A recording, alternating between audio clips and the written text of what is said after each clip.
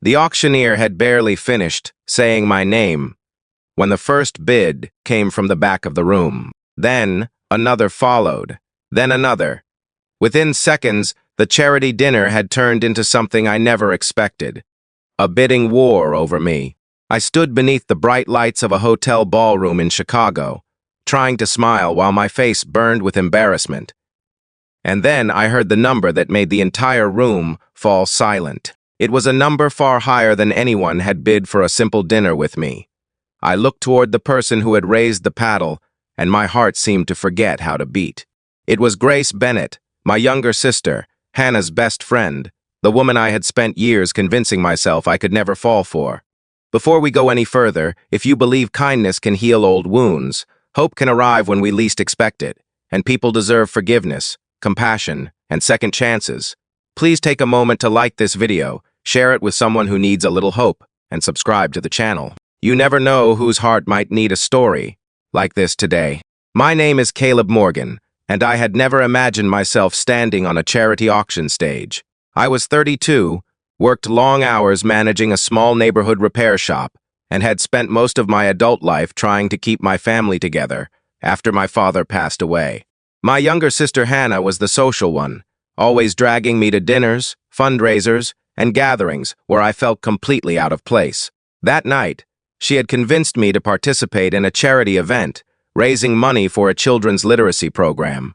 The organizer had jokingly called my appearance a charity date, promising that the winner would get dinner with me while the money went to the cause.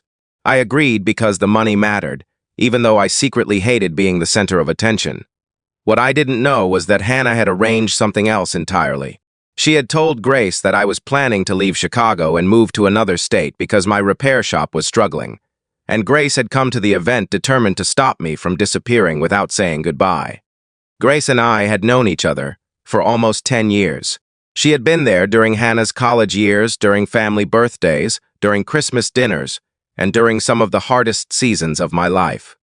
She was thoughtful without trying to be impressive, the kind of person who remembered how someone took their coffee and noticed when they were pretending everything was fine. I had quietly cared about her for years, but I had never said anything, because she was my sister's closest friend. I was afraid that one honest confession could destroy two relationships at once.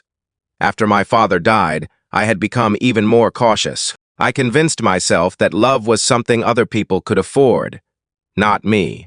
My responsibility was simply to work, pay the bills, help Hannah whenever she needed me, and keep moving forward. But that evening, Grace didn't seem interested in protecting my carefully constructed walls. She kept bidding. Someone across the ballroom raised the paddle, and Grace raised hers. Another person joined in, and Grace raised hers again. People began laughing and whispering, wondering why someone would spend so much money for dinner with a mechanic who looked increasingly terrified. Finally, the auctioneer asked if anyone would beat Grace's latest bid. The room went quiet. Grace slowly lifted her paddle, one last time. When the hammer came down, the applause nearly shook the windows. Afterward, I found her near the terrace doors. She looked nervous for the first time that night. I asked why she had done it, and she admitted that Hannah had told her about my plans. I confessed that the shop was nearly closing because I could no longer afford the rent, and I had accepted a job offer in another state. Grace listened without interrupting. Then she told me something that changed the way I saw the entire evening. She hadn't bid because she wanted to buy a date. She had bid because she wanted to buy time, to give the literacy program a chance to succeed, and to give me one evening where I didn't have to be the man who always carried everything alone. The dinner was nothing like the romantic evening everyone had imagined. We ate at a quiet restaurant overlooking the Chicago River, talking about our families, our fears, and the dreams we had abandoned, because life had become too demanding. Grace told me she had once wanted to open a community bookstore, but had given up after her mother became ill. I told her about my father teaching me how to repair an old bicycle when I was 12. Somewhere between dessert and coffee, I realized I wasn't sitting across from my sister's best friend anymore. I was sitting across from the woman who understood the parts of me I had spent years hiding. A week later, something unexpected happened. The charity director contacted me and told me that several people at the auction had heard about my repair shop and wanted to help. A local business offered me a smaller storefront at a reduced rate. Another donor volunteered to help me create free bicycle repair workshops for neighborhood teenagers, inspired by the story about my father. It wasn't a miracle that erased every problem, but it was enough to keep the doors open. Grace became one of the volunteers, helping organize the workshops and bringing books for the kids who came in after school. Months passed, and one evening Hannah stood outside the shop watching Grace laugh with a group of students. She looked at me and smiled knowingly. I finally admitted what she had already figured out.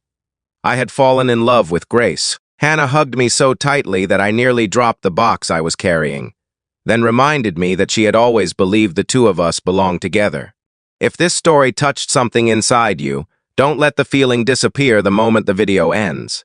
Give this story a like, share it with someone who believes people can begin again, and stay connected to the channel for more stories about kindness, hope, and unexpected second chances. And before the ending, I want to ask you something personal. If you were in Caleb's place, would you have accepted Grace's help, or would pride have made you walk away? Leave your answer in the comments. Someone reading your words might be struggling with the same choice. A year after that strange charity auction, Caleb stood in the same ballroom with Grace beside him. This time not beneath auction lights, but beneath a simple banner celebrating the literacy program they had helped grow. Hannah sat proudly in the front row. The repair shop was still open, the workshops were thriving, and Grace's dream of a community bookstore had finally begun with a small corner inside the shop. Caleb looked at the woman who had once raised a paddle simply to keep him from giving up, and he understood something he would never forget. Sometimes the greatest acts of kindness don't arrive as grand miracles. Sometimes they arrive disguised as an embarrassing charity auction, a stubborn friend, and one person brave enough to keep bidding when everyone else has stopped believing you're worth the effort.